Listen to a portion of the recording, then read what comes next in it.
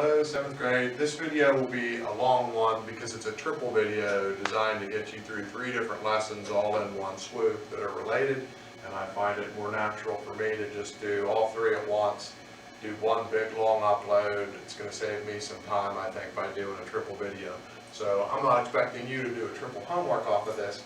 Just keep coming back to this video through the week anytime you need something. So I would watch the adding part first, do the adding papers. Some other time, some other day, come back, look at the subtracting part, do the subtracting papers. Some other day, some other time, come back, do the multiply divide part. But we're working on integers. Integers are positive and negative whole numbers, including 0. So on my number line up above on the board that you're familiar with seeing before, every number that's marked on that number line, those are all integers. On my number line here, I go from negative 20 up to positive 20. Those are what the integers are. That's what we're talking about. So hopefully you still remember some of the rules that we were quizzing not long before the virus took over Earth and shut everything down everywhere here and forced us into this position. So we have, the rules are that if you add 2 positives, you'll always get a positive and you add them. If you add 2 negatives, you'll get a negative and you'll add them. If you have one of each, it's going to depend on what is bigger, and you'll subtract them. The best way, in my opinion, for you to do this lesson for practice sake is for you at this time to write down all 6 of these problems, do all 6 of the problems yourself, and then once you've done all 6 problems, and based on your memory of doing this before, hit play, check and see if what I did agrees with what you did. If you go 6 for 6, you're done. Do the homework. If you don't go 6 for 6, rewind the video to the beginning, write the 6 problems down again, do the same thing again, listen to the explanation again, and just keep doing this until you can go 6 for 6. If you can go 6 for 6, domination time, on you go to the homework. So here we go. Pausing if you're doing that, unpausing and you're back if you are not doing that or you're ready to have answers happen. So this problem has 2 positives. If we add 2 positives, we expect to get a positive, and we look to add the numbers together. So that would be positive 5. On this, these are different signs. So the rule when they're different is that it depends on the one that's bigger, and then we're going to subtract them. So the bigger number is the 3, which is negative, so the answer is negative. And we subtract those, and we get 1. This has 2 negatives. The rule for that is 2 negatives makes a negative, and we add the numbers again. So negative, add them. This we have 1 of each, so when there's 1 of each, it depends on the bigger one. And the 3 is the bigger one, the 3 is positive, so the answer is positive, and we subtract them, and we get 1. Over here, these are again different, so different depends on the bigger, and we subtract them. There isn't really a bigger one, they tied, but if you subtract them, you get 0. 0 is not positive, 0 is not negative, and it's caught by itself. That's the way that one goes. This has 2 negatives. So we follow this rule, we add them, so we're getting up to 4, and it is going to be a negative number. Helpful reminder for other times, other problems, if I don't want to write any of these positive signs, I don't have to. If I don't want to write any of these parentheses, I don't have to. So on some of the sheets, I'll write some of the parentheses some of the time. And on some of the sheets, I'll write some of the positives some of the time. Whether you write them, whether you don't write them, that doesn't really make any difference. Whether I write them, whether I don't write them, it doesn't make any difference. So if I want to go like this every once in a while, I can go ahead and do that. That doesn't change what we just did. Another thing that's sometimes helpful if you're still confused, here's a slightly different way I can try to explain this. If you're not confused, you don't need this. Move on with your life if you're good. If you're not good, here's a re-summary. Anytime the problem has 2 of the same, you're going to keep the sign the same, and you're going to add it. Anytime the problem has 2 that are different, you subtract and it gets you depending on the bigger. Another way you could do this, and we're going to have to move our camera a little bit and do some things, is to use a number line. So if we want to use the number line, that's fine, you can use the number line. My issue with this is you don't always have a number line handy to use. But if you need to use the number line, make yourself a number line, use the number line. If we want to use the number line, we can start where the first number is. And then if the second number is positive, we will go to the right. If the other number is negative, we go to the left. So for this, I started the first number with positive 2. And then we had an adding a positive 3. And that adding positives will go to the right 3 spaces. That's another way on this problem we put a length on the 5. For this, we'd still start on the positive 2. But if we add a negative, go left. So again, start on positive 2 and go left 3 spaces. That's another way we could do this. I don't know that that's the best way to do this, so I'm not really going to emphasize that. But if you want to do that, that's fine. If that's better for you, that's fine. It's just important that you find a way that works for you. But for the number line problems, you're always going to start with the first number first. And if you add a negative, go left. If you're doing a positive, go right, and that's perfectly fine. That's about, and I can give you this too, just an analogy for the adding. Sometimes people will make the analogy, it's like armies or something, to help this make sense. If the positive army ran into the other group of the positive army and they marched together, you're going to have a positive army and it's bigger. It's going to get you put together to be larger. But if the positive army ran into their enemy, the negative army, there's going to be a battle. The negative army would win because they have more soldiers, but they're going to end up with fewer than they started with, because that's just how that would work out, and you'd end up having to subtract down to 1. If that helps you understand, great. Or maybe you're a sports fan and you want to think about positives gain you yards and negatives lose you yards. If you gain and you gain, that's a big gain. If you gain and you lose, well, it depends. Did you gain or lose total? It depends on which one was bigger. So maybe that helps put that into context. Second one again. What are you saying? The number line, I missed the second time on the negative one. Number line. So recap on the second number line was positive 2. We were trying to do positive 2 adding negative 3. So positive 2 would be here. If we add a negative, we go left. 1, 2, 3. That would be a way that we're producing the answer we already produced, which was negative 1. Mark down the time this is on the video and come back to subtract later whenever you're ready to subtract.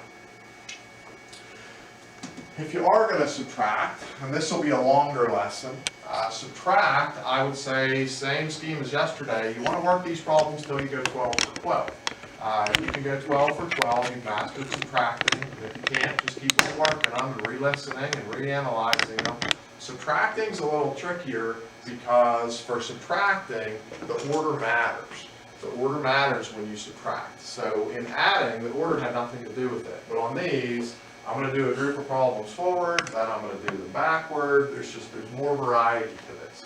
So one way you could do subtracting, and if this works for you, do it. This isn't going to be what I'm going to do in detail, but if it works for you, it's fine. We talked about this earlier in the year when we were together. You could change subtracting to add, and you could change the second sign in this position. If it's negative here, make it positive. If it's positive, make it negative. If it's negative, make it positive. If it's positive, make it negative. If you changed every subtract to an add, and you changed every second sign, you would be basically redoing yesterday's lesson about adding at that point. I don't like to do that personally because I just don't feel like changing all these signs. But if you were super comfortable on add, and you're not as comfortable on subtract, that's a strategy that may work for you. Change every subtract to add, change every add to a subtract. Second thing we could do is use the number line again. So we'll end up needing to do a little camera movement here on our number line explanation, where we're just doing the opposite thing we were doing last time. You always start with the first number first. Yesterday, adding a positive went right. So today, if we subtract a positive, that would send us opposite to the left. Okay, so for a problem like this, we would need positive 2 is our starter number because it's first. If we're subtracting positives, go left. 1, 2, 3, 4. And I just gave away an upcoming answer. This will end up being -2. If I were doing this other problem, subtracting a negative, think about yesterday. If you like the number line, adding negatives yesterday went left. So subtracting negatives today has to go right. So we could start with positive 2 again as the first number, and subtracting a negative goes right. 1, 2, 3, 4. I just gave away an answer. That's going to be positive 6. If the number line works for you, feel free to use it. Con on that is you don't always have a number line handy. Another con is not every number is on the number line. 37 is not up there. Or if it were 86, would you want to count 86 bases? Yeah, I don't think so. But that can work for the papers we're doing at present. And this double switch thing, if that works for you, great. The idea here is we'd be doing the opposite twice, and anytime you do the opposite twice, you're right back to where you started. Like, turn, I just wasted my time. I didn't change anything. Okay, 2 opposites gets you back where you started. So if you want to change subtracts to adds, and then also change all of these to do a double opposite, to do yesterday's lesson again and add everything, that's fine. Okay, but here's what I'm doing because I always had a preference for, let me just do this problem directly without a number line tool, without having to change everything around. Anytime you see 2 minuses in a row, we can just turn that part of the world into a plus. So on a lot of these problems, I'm just going to do that real quick and just skip through and do these all weird and out of order. But these, I could make this a plus. And if I do that, I'm back to yesterday's idea. This is positive now. This is positive now. 2 positives yesterday added to make a positive. This isn't like that. But this is. 2 minuses in a row can make a plus. This is positive, this is negative. It depends on the bigger one like yesterday. And we subtract. The positive is bigger, so it's a positive answer. Subtracting gets us 2. This is not like that. This is. 2 minuses in a row make a plus. When a negative adds a positive, it depends on the bigger one, which is the negative one, and we have to subtract. This is not like that. This is not like that. This is like that. This is a positive adding what we just remade to be a positive. 2 positives makes a positive, and we add them. Over here I did a column where the numbers match. Some of these will be zeros and some of them will not. Here are 2 minuses in a row, make a plus.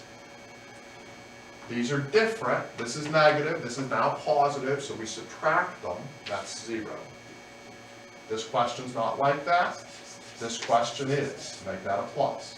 Positive adds what we just made to be a positive. That makes a positive. We add them. That's 4. 50% of subtracting problems in the universe will follow that rule. That you'll see 2 minuses in a row that make a plus. Here's another tidbit you could look for if I go back to the way this one originally looked. If anything subtracts itself, that's how you can spot the zeros coming. Anything, no matter how big or small it is, if it subtracts its identical twin, that will always be 0, but it also follows that rule. So this rule, check. If you just got lost, rewind that, watch that again, look to tackle those 6 or so, because those 6 tie most closely to yesterday, so building off yesterday, doing that is a natural transition. Second one we have, and you've been doing this since early life, if you have positives minus positives, you'll get positives only if the first one is bigger. When you were a little kid in kindergarten, they'd tell you 3 minus 1 was 2. And if you asked them about 1 minus 3, they would tell you, you can't do that. Because they just didn't want to be bothered with the idea of negative numbers yet. They would teach you at very little age, the first number just has to be bigger. Well, It only does if they're avoiding the negative number conversation with young people.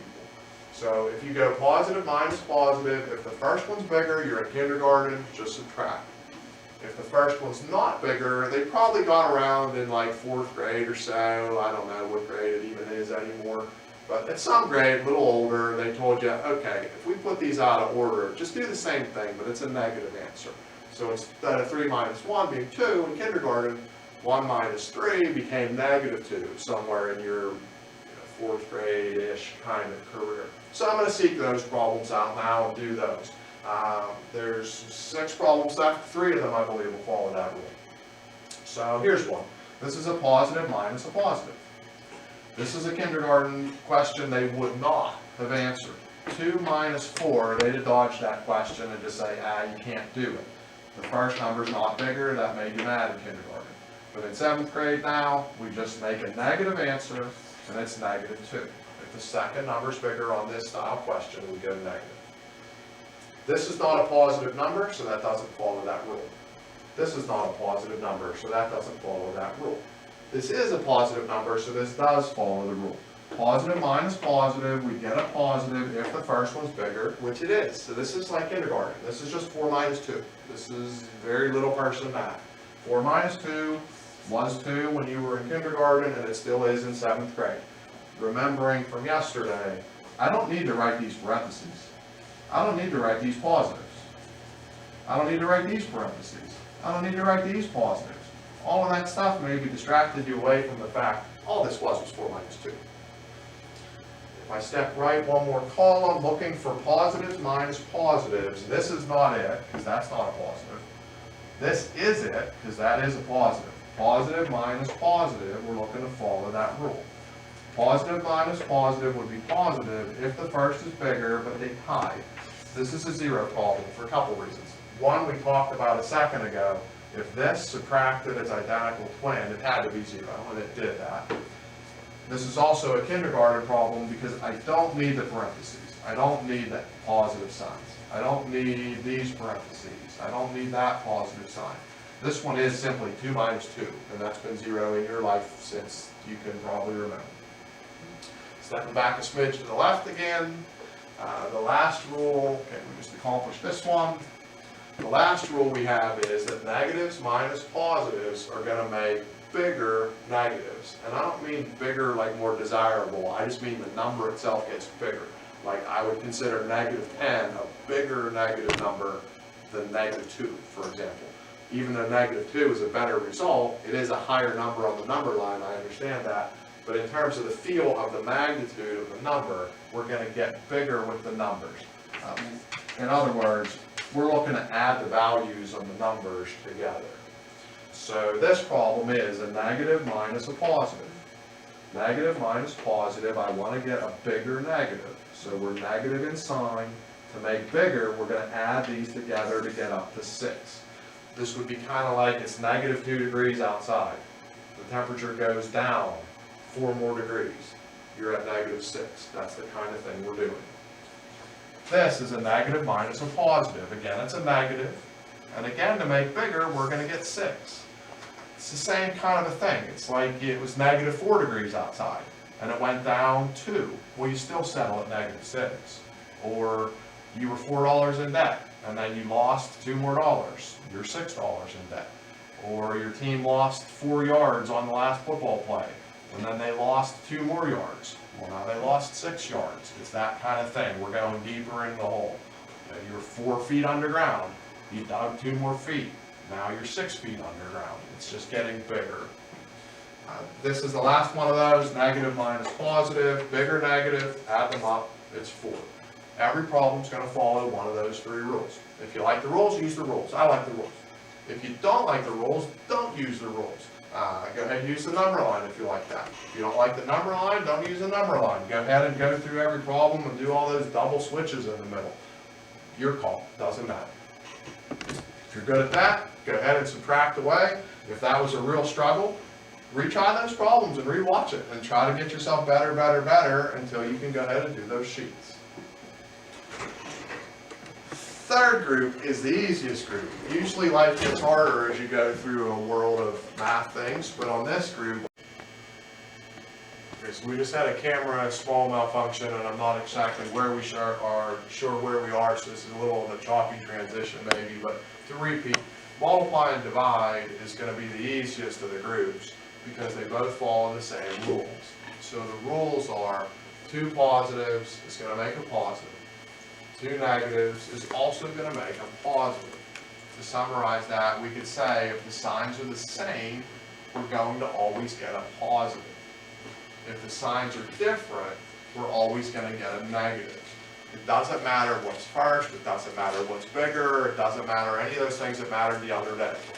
Another thing that's nice about these is on adding day, sometimes you had to subtract. And on subtracting day, sometimes you had to add. There was a variety there. For a multiply problem, you're going to multiply no matter what. For a divide problem, you divide no matter what. It doesn't matter what's first, it doesn't matter what's bigger, none of those choices from other days before. These are all multiply problems. I didn't use the multiply sign because I can just use the parentheses without other signs to indicate multiplication. I don't really use the X as much anymore. I could use the dot if I wanted to, but the parentheses are what I chose to do for now, and that's just the way these are. So parentheses with no symbol, remember, means to multiply. All of these problems have to do with 4 times 5. So all of these answers have something to do with 20s. There's no variety there. Doesn't matter. Signs, negatives, positives, whatever. 4 times 5 is 20 every time in this whole family. The only way these are different is based on the positive or negative choice. So when these are different, we go negative. Since these are the same, we go positive. Since these are the same, we go positive. Since these are different, we go negative. For divide, it's about the same kind of a thing. All the divide problems, we're going to divide no matter what. So this whole column of problems has 16s divided by 2s. They're all going to make 8s. 16 divided by 2 is unchangeably 8. The only variation is in the signs. On this, again, the rule is if they're both the same, you get positive. So 2 negatives is positive. 2 positives is positive. When they're different, you go negative. These are different, you go negative. Doesn't matter what's first, doesn't matter what's bigger, none of those things matter. And if you don't want to write the positive signs, you don't have to. I didn't for the multiplies, I don't have to for the divide. But if I want to, I can. It really doesn't matter either way. And that completes our triple lesson, adding, subtracting, multiplying. I didn't say it at the beginning, but for multiply, if you want to truly do a self-check, you erase what we were doing, go back about 4 minutes or whatever this was, restart the problem, see if you can go 8 for 8 on the problems you had. If you can go 8 for 8 on them, you're ready to roll through a bunch of homework papers. So that's it for integers. Hope all is well with you guys, 7th grade. Hang in there.